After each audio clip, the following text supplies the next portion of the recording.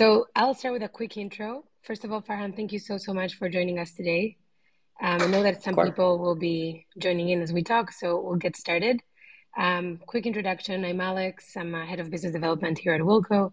Wilco is a platform on a mission to support every engineer to develop, upskill, and grow through immersive practices, through what we call a flight simulator, essentially joining a fantasy company that simulates any real life scenario that you could imagine and encounter in real life to give you the place to practice in a safe environment.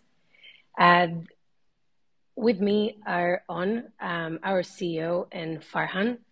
I'll give a quick bio and then I'll let you guys add whatever you want to be adding there.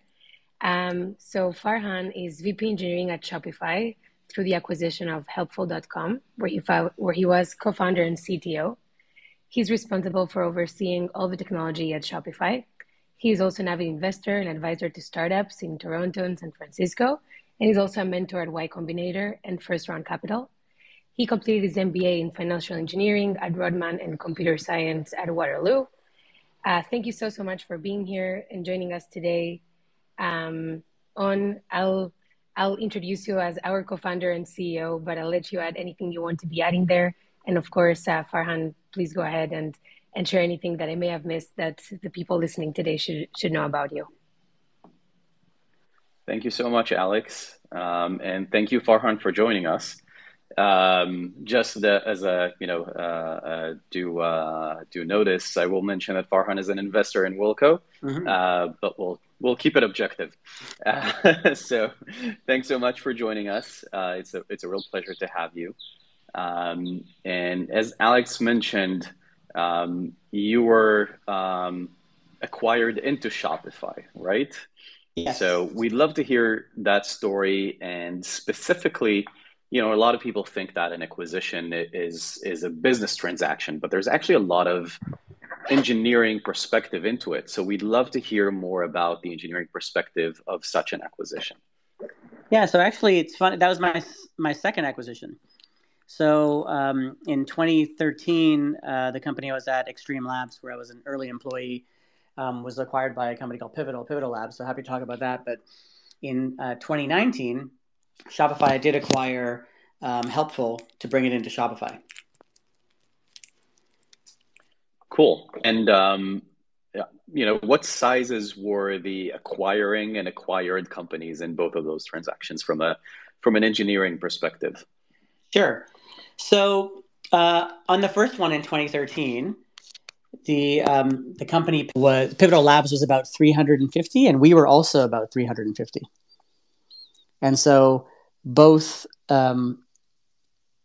were about the same size. So that was more of like a merger versus acquisition, although the parent company Pivotal was about 2,000 people.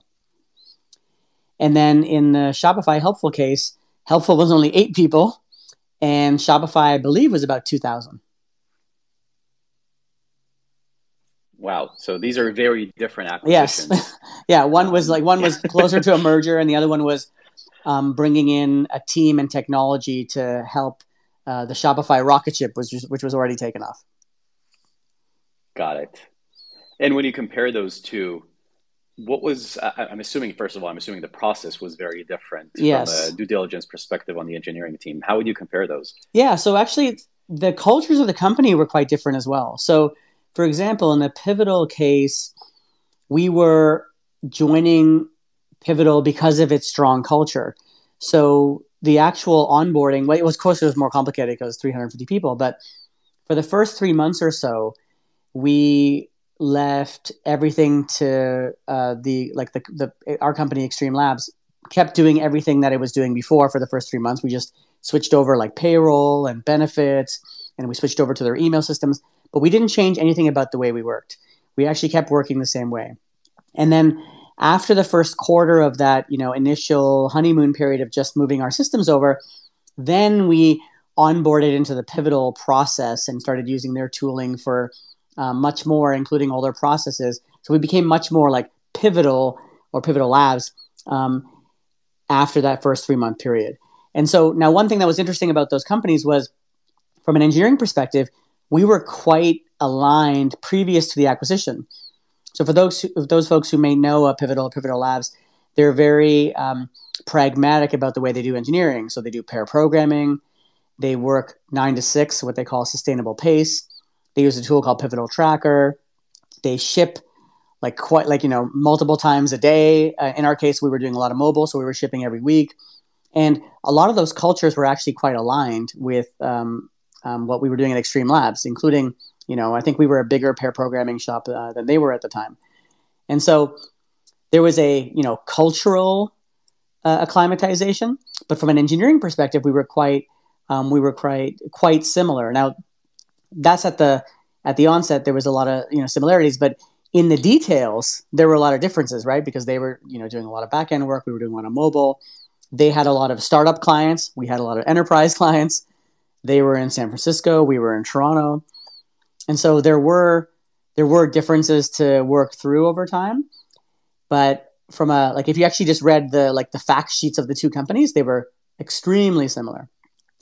Now, if you think about Helpful and Shopify, well, those couldn't have been more different, right? Shopify was obviously a 2,000 person company. We were 8. We were pair programming. Shopify does do pair programming, but not exclusively. We were focused on building remote engagement tools, right? They are focused on building commerce. And so those were quite different. Of course, they were 2,000 people. We were 8. But also the acclimatization was different. Shopify is a very entrepreneurial company. Many of the employees are Shopify merchants. And so us coming in to Shopify was, I would say, in some ways, not as much of a shock because of its entrepreneurial nature. Really interesting. And it's interesting to see whether the acquired company that's being merged into the parent company is also able to influence culture the other way and not just assimilate within the parent culture, right? So did pair programming become more common in Shopify post the acquisition? Yeah. So I think you brought up a really interesting point. So I'll go back to the Pivotal Labs case. There, the culture is so strong that we were, and it was also an acquisition of 7 or 8 companies to build the larger company, that one culture was the goal at Pivotal, to kind of make sure that everyone was following the same approaches, right? Some people, at Google, they have this thing called be googly. That is a cultural norm they want to standardize across the entire company. Now, Shopify, we believe actually that different teams and different, in the days of offices, can have different cultures. So, the joke was the Toronto office at Shopify was better dressed than the Ottawa office because it was just a different culture. We were living in a different city, and that was actually okay. And the same thing was true of Helpful coming in. We were a different culture, and that was okay. And now you mentioned the other secret, I would say, which is, how should you think about acquiring companies? The secret is that you should always be looking at the acquiring company as a way to change your culture, not as just acquiring a team or technology. You should look at them to actually influence your culture. Actually, I think one of the amazing things about Shopify and Toby, the CEO of Shopify, is that he's the co-founder of Shopify, but he is very much aligned with founder culture and what it means to be a founder. And so, almost his entire exec team are previous founders for that reason. And so he's done a very good job of bringing those folks up through the ranks to ensure that those founders can have influence at the Shopify, senior level. Super interesting. It's kind of like when we hire individuals and, we used to talk about culture fit and then switch to this notion of culture add and finding people who push the envelope and bring in their culture into ours as well. Right. And I guess it applies at the company level and not just the individual. No, I think it's both. Like you shouldn't be looking at acquiring a company and just saying, hey, I'm going to use this tech in like some small part of my company like that, or I get the revenue roll up. You should be really looking at those founders as completely different types of people that can affect the acquiring company, right? I mean, another good example is Kevin Scott, who's the CTO of Microsoft. He was the CTO of LinkedIn, right? So when Microsoft acquired LinkedIn, they made Kevin the CTO of Microsoft. And that shows you that they wanted that founder or, acquired company mentality in the larger entity.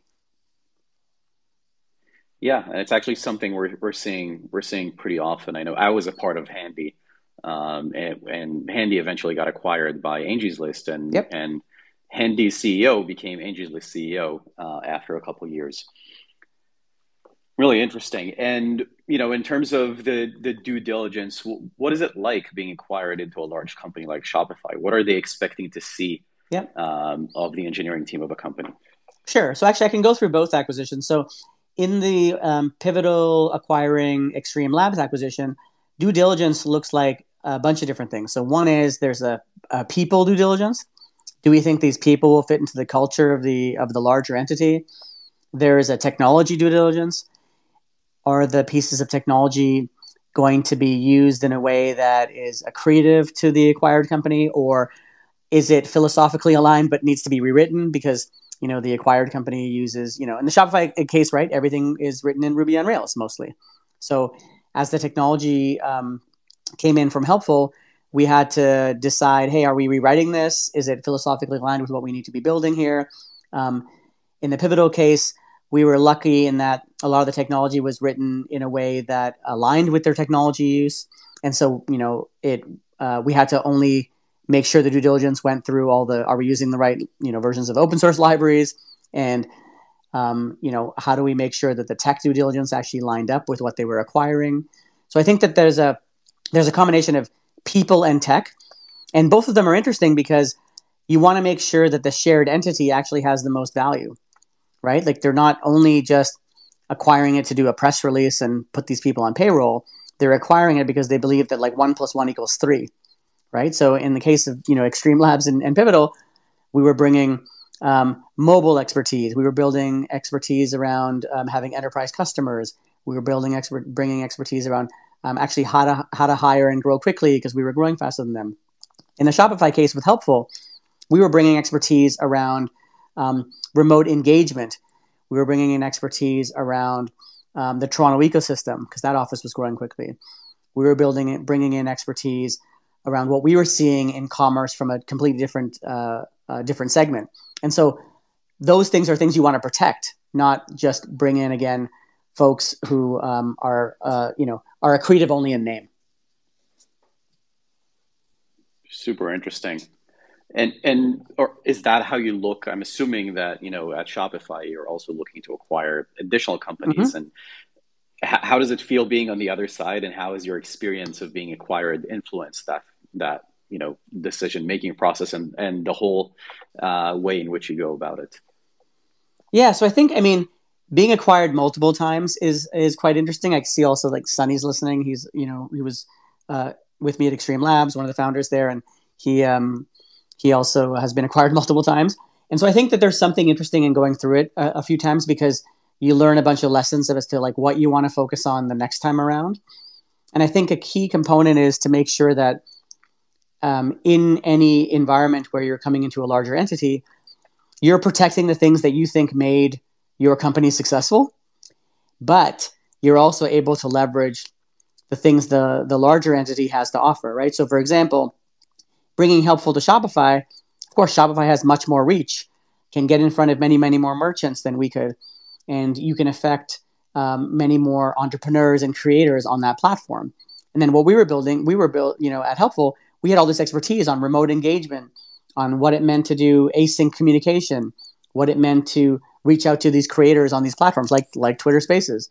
And so we were bringing that expertise, and you want to make sure you protect those things in coming in. Actually, some of the things we built at Helpful weren't even just part of the Helpful platform. They were part of the ethos of the founders, right? I have a big following around and big expertise around pair programming.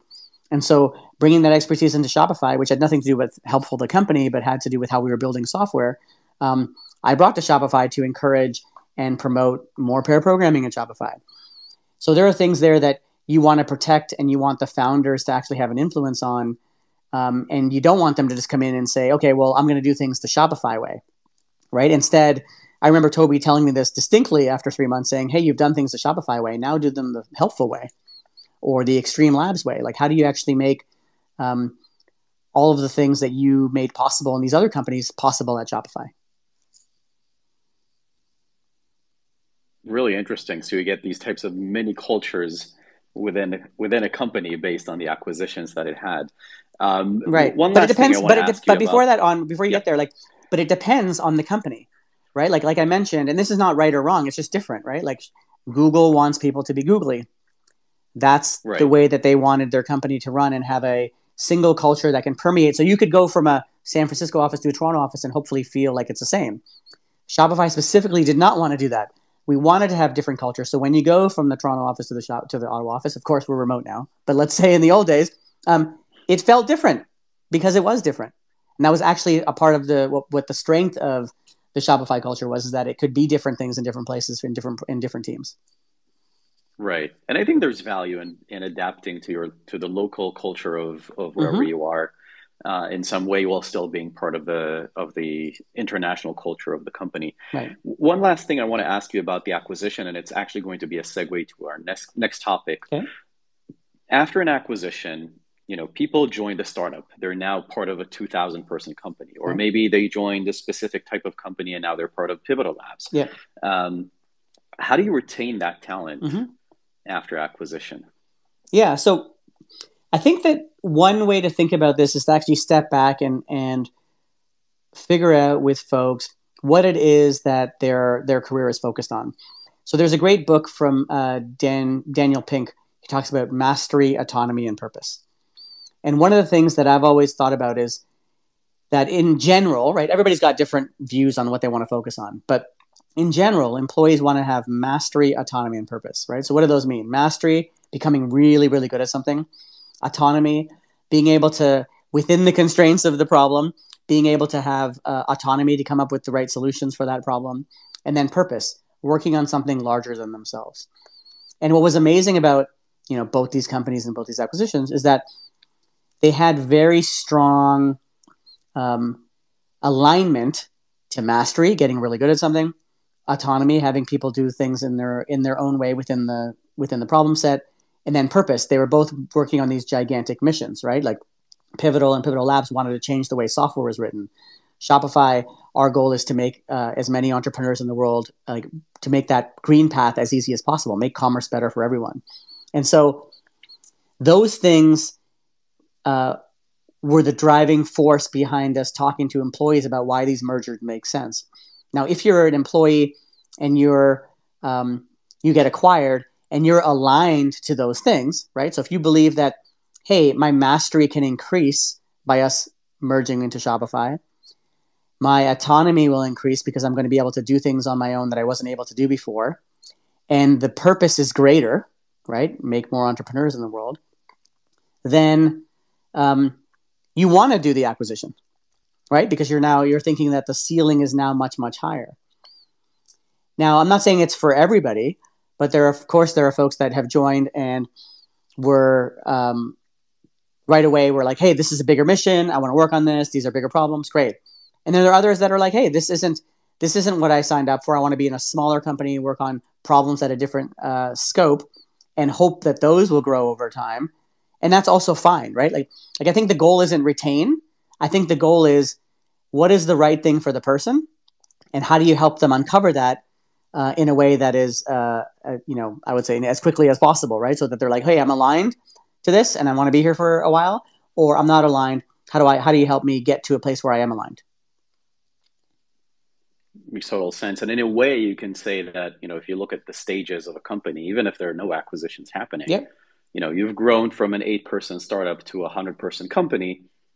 It's not like being acquired, but it is a new company. And that framework helps you. And like you said, you don't necessarily have to keep everyone. You just need to make sure that everyone is aligned and you're aligned with their expectations as well. Yeah. And I think that's why clarity is so important, right?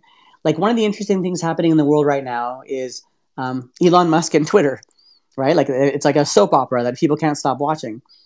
The thing I really enjoy is whenever I see like an email or a tweet from Elon about what's going on, it's clear, right? Like this is the company he's trying to build. He wants to build a very efficient machine, and he really focuses on throughput and output of the employees, and it's going to be an intense work environment. And what I like about it is it's clear. Now, if you like that, great, go work at Twitter. If you don't like that, great, don't work at Twitter. Like I think it's you don't have to have a commentary on whether you like enjoy that style. You can just either opt in or opt out to working there. And I think that's the thing that most companies should think about is how do you be very clear on what your culture is and what you value so that people can align, right? I think that's it's not about good, bad. It's about clear and unclear. And have you seen cases where it wasn't clear and something needed to be done? And if you did experience those, what did you end up doing? Yeah, I think, by the way, I think most companies are unclear, right? Like I think the goal is to create more and more clarity. I'll give you an example. So in 2020, when the pandemic hit at Shopify, like every company, everybody went remote, right? Every company went remote. Everybody had to go home. And some companies, you'd be on a Zoom call or a Hangout call and you'd see that the employee had like a makeshift desk and they were using like an ironing board with their laptop, and they were, maybe creating like a temporary fix for this remote world because they're like, we're going to be remote for like a few weeks because everybody thought that, right? Or maybe a few months, but then we'll go back to the office. Now, of course, it ended up being years. But what we did pretty early was in May of 2020. So we went home in March, middle of March. In May of 2020, we made the decision to go full remote. Like we said, hey, folks, we're going to embrace this remote world. It's going to allow us to hire the best people all over the world. It's going to allow people to move wherever they want to live and still contribute to the Shopify mission. We're going to make the call very, very early that we're going remote in May of 2020. And so what did that do? It created clarity. So now, if you joined or want to join a company that is remote, you knew that Shopify was a very good option for you. Conversely, if you realize that you joined because of the office and in-office environment, which by the way is totally fine, but that's your mode of working, it made it clear that you should probably start looking outside of Shopify, right? The other thing it did is it created certainty for people.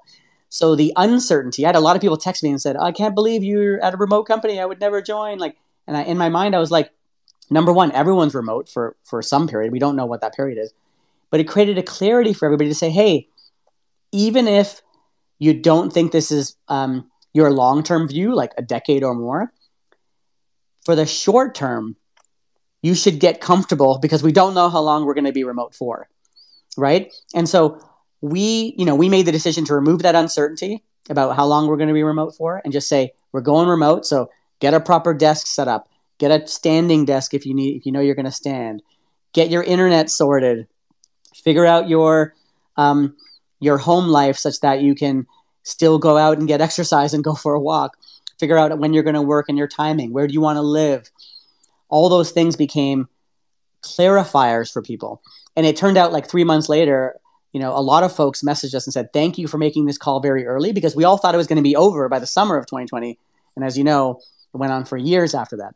And so that's an example of one where, by being very clear, it did bifurcate those employees who some wanted to stay remote and some wanted to go back into the office. But it was clear which way we were going. And then folks can align with that or align on the other side. And by the way, I don't have a problem with people saying, hey, you know what? I really like working here and they're great employees and they were great, had high impact, but they really wanted to go back to the office. Like that is okay. Yeah, totally. I can totally get it. And by the way, I personally keep going back between wanting to be remote and wanting to be in the office, and I can always see the advantages to both ways. And it's kind of like culture in many ways. We tend to think of a good culture and a bad culture. Yeah. But then when you think about it some more, you realize that some things that both are good are actually opposite.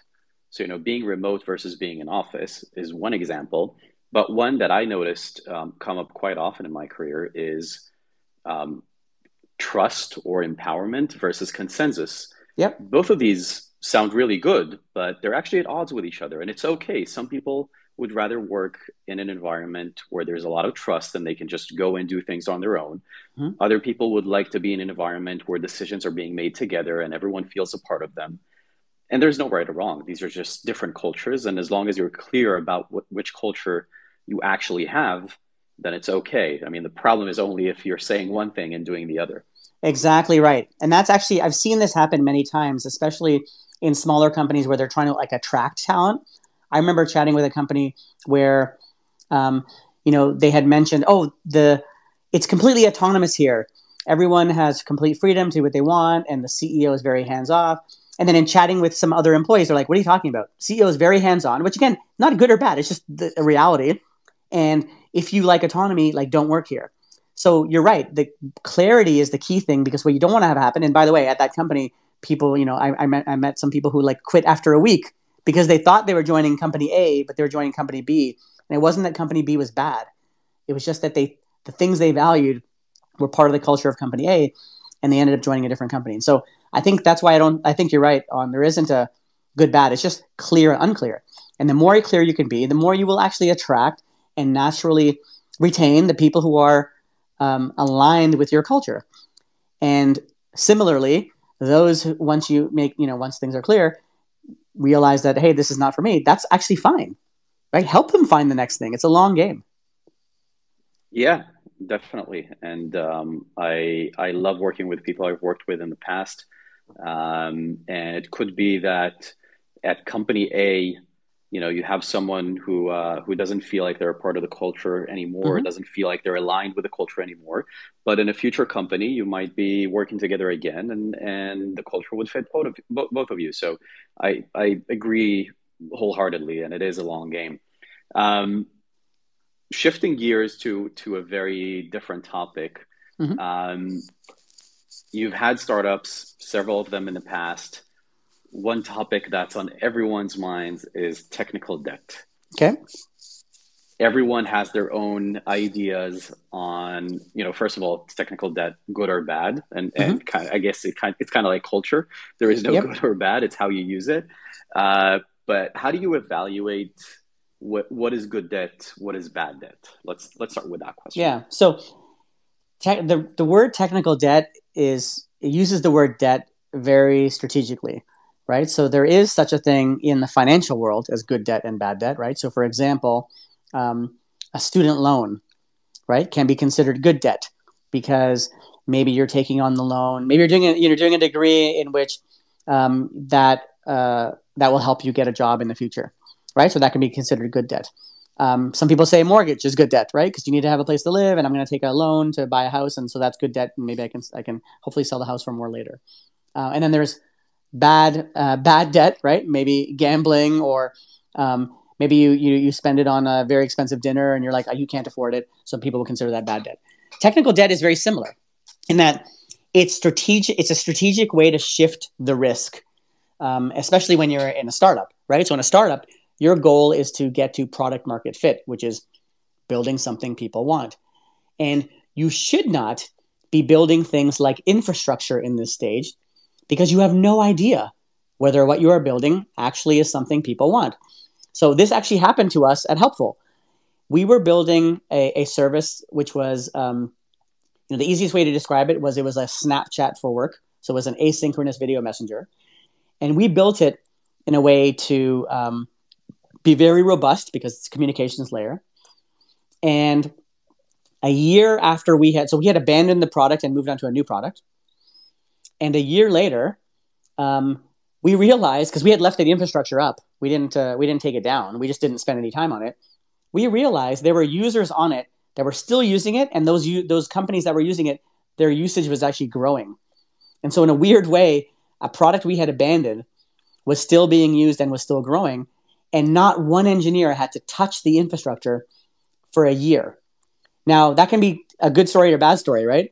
The good story is, wow, we built something very, very well that didn't require any interactions from the engineering team.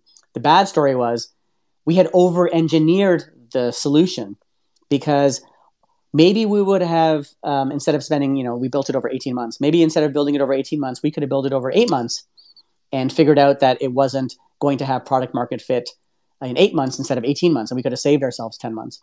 And so one of my takeaways from that learning was we should have built things much, much more scrappily in order to figure out if there was something there than the time period we spent.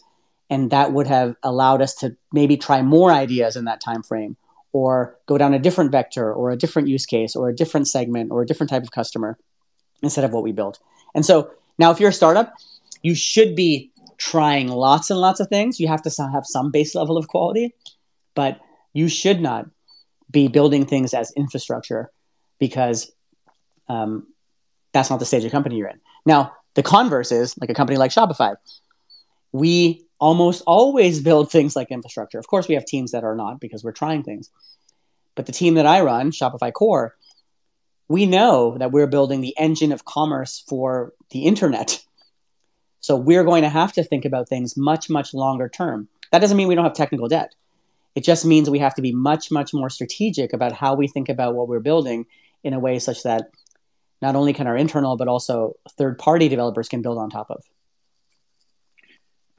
That's really cool. It reminds me a story that Shem, our CTO, wrote about how we ended up paying a huge bill just because we didn't put the right guardrails in place. Mm-hmm. And it was the right thing to do. So even though it ended up costing us quite a lot of money, it was actually the right thing to do, and it would have cost us way more to implement all of these things beforehand. I'm not going to spoil the story. You can read it on our blog. Yep. For those who are listening and interested in learning more about that. Okay, so you have that you've decided that you're taking on debt. Yep. One of the things you do with real debt is you have the schedule interest. Yep. of when you're going to return it, how yep. much is the interest. But with software, it's a bit more flaky, right? Yeah, I mean, well, so software, you're completely right. We never went back and we had iterated on many products at Helpful over 3 years. One of them being the asynchronous video messenger, but we also built a Twitter Spaces competitor, right? A Clubhouse competitor called Dialogue. We never went back and repaid that debt because, as a product gets into a stage where we're like, hey, this doesn't really have product market fit, or in our case, we got acquired. We never went back and paid down that debt because it was not an ongoing concern. And so what was that? You defaulted? Yeah, we defaulted. Yeah. But what's amazing about that is, again, we strategically defaulted, right? Like, we got all the leverage from the debt and none of the pain from the debt because it never took off. And by the way, 99% of the time, the thing you're working on may not work, especially at a startup at a startup scale. And so when you're at that phase, you want to be building things almost with the lowest fidelity, lowest investment possible to try things out, right? Like, people right now are playing around with GPT-4, and you can like draw an app and have GPT-4 write the code for you. Like, that's where you should be starting. You should be starting very, very scrappily, because you shouldn't be putting too much at stake while you're trying to figure out if what you're building actually has legs. There's a really good book from, I think it's from Google Ventures, called Sprint, where they help you understand how to test your business idea in like 1 week. The whole idea building, like, you talk to customers, you build a prototype from Monday to Friday, and then you get feedback. And that's almost the level of fidelity you should be building at, because you're really just trying to get feedback on what you're building at that stage. Now, if you're at a larger company, you're not trying to, you might have a better insight with your customers about what problems you want to go after, and you might have to build things more as infrastructure, in which case you likely are not taking on as much, or you're taking on different technical debt, because potentially you might be releasing a product to 100 customers at first to see if you have something there before building it for the millions of customers you may eventually have. Makes total sense. And it kind of brings me to the next point, which mm-hmm. is another example of potential premature optimization. Okay. How do you choose the tech stack when you're starting out? Yeah. So it sounds funny. Like, this is like a question people like spend a lot of time thinking about, and I think they should spend less time. Like, I don't think it actually matters what tech stack you use, right? So the tech stack you should use is the one your team is most comfortable with. Like that's like the answer, right? So, Shopify started on Ruby on Rails, Facebook started in PHP, right? Like these companies started in different tech stacks, and because they became successful, they spent their time making that tech stack work better for them. So Facebook invested a lot in PHP. Shopify is a core contributor to Ruby and Ruby on Rails. But it didn't matter at the time what they chose because they chose the thing that the team knew best. Like one thing I will say there is, if you can marry what you know best with the platform you think will give you the most leverage, right? So one of the things Toby at Shopify would say is that by him choosing Ruby on Rails, which was a fun language to build on top of and had more leverage than like Java, for example, he was able to move faster than the competitors. Like, I think that is true. However, he didn't go through like an exhaustive list of like, hey, let me make a big matrix and try to figure out, how I should make this technology choice. He very quickly started building. And so I think that looking at what your team knows and can have leverage is the right rubric to use. Got it. All right. This was really helpful, and I hope that anyone listening got as much from it as I did, because I sure got a lot. I want to open it up for questions and see if anyone would like to ask you a question about the topics we've discussed, or maybe something that's rather new. Cool. I always forget the right way to ask for permissions to speak, but I think, Alex, you'll be getting those if people ask to be a speaker so they can ask a question. Perfect. I'm on it. And in the meantime, I'll take advantage and say thank you, Farhan, for sharing all these insights and spending some time with us to discuss all this. Cool. All right, so we're going to give it a couple of minutes to see if anyone has a question. And while we're waiting, is there anything else that you'd like to add? Anything that, I should have asked you but didn't, or that you want to say? So, I mean, I think you're wise beyond your years, because you're asking a lot of questions that most founders or acquirers or those who have been acquired have not thought through. So I'm almost like wondering where you got all these questions from, but you are already thinking about you've already been thinking about a lot of things that a lot of folks have not ever thought about, even those who have been acquired. So kudos to you. Thank you so much. It's a team effort to write those questions. I can't take all the credit for it. It's a lot of people on the Wilco team. But yeah, we are trying to build a cool company and a successful one. So I guess it's good to know that we're thinking about the right things. Cool. So if we don't have any questions from the audience, I'll just thank you again for joining. This was super insightful, and we appreciate you coming in and spending the time. This is recorded, sorry. So, anyone who couldn't make it today can listen to that offline. We usually post this on our blog a few days after we have those live. So if you missed out for any reason, I know some people on Twitter wrote that they couldn't make it. You can always listen to this after the fact, or if you just want to listen again, and there's anything that you that went by too fast and you missed out on. So thank you for joining. We have another episode next month. Alex, can you share a bit about that? Yeah, absolutely. We have next month Aviel Lazar, he's VP Engineering at Chegg, will be joining us. And I just noticed a request. So if we still have 1 minute and I can open up for a speaker to ask a question. Would that be okay?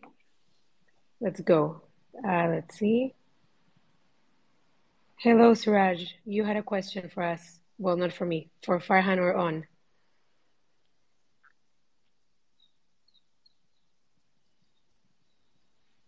Hello, can we hear you? I think, Suraj, you're on mute. I think you're on mute, yeah. There we go. Am I audible correctly? Yeah, we can hear you. It's a bit noisy, but we can hear you. Yes. There is some festival going on. Okay.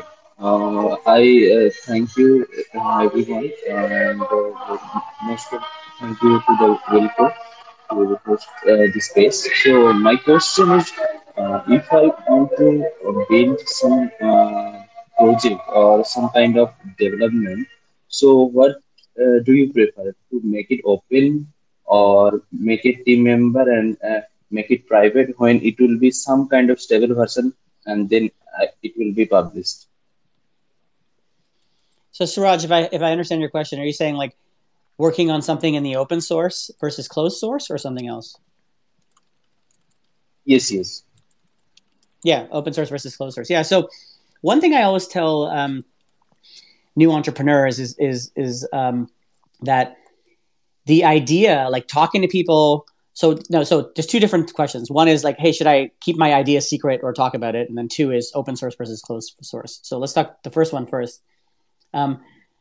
We have this joke among me and my friends where like ideas are worth $20, meaning ideas are not worth that much. It's the execution, right? Meaning you can go and tell every single person about what you're working on, and almost no one, usually no one, will do anything about it because everyone's busy in their own companies working on their own projects. So I think it's actually good to go out and talk about what you're doing because you can test your ideas against the world. That's number one. Even better, build a prototype and start showing it and getting users, like all those things.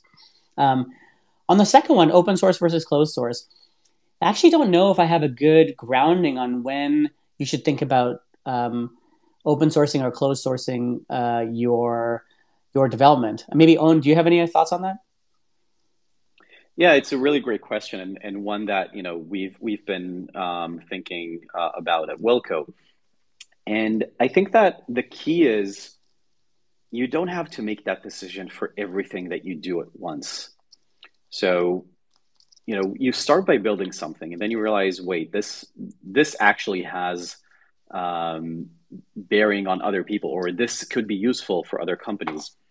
And then you open source that. And if what you're building from the get-go is, let's say, a new UI framework, then maybe it makes sense to open source it from the get-go. But for a lot of other companies, you just build something and then you realize this is interesting. Let's open source it. Let others use it. And the cool thing is they'll actually make your product better, right? Because the community will contribute to it. And it's no longer you just building out what you need. It's an entire community now that's behind it. And we've seen that play so many times with various frameworks. And Ruby on Rails started like that, right? And React and so many others. I don't have experience though with a company that's fully open source. A company whose entire product is actually an open source product. So I can't really comment on that. Cool. All right. So thank you very much, Suraj, for your question. And thanks again, Farhan. And as Alex mentioned, we'll have another episode coming up in about a month. So in the meantime, have a good day or good night, depending on where you are in the world. And thank you for joining us, and see you all soon. Thanks, everyone. Thank you very much. Bye-bye.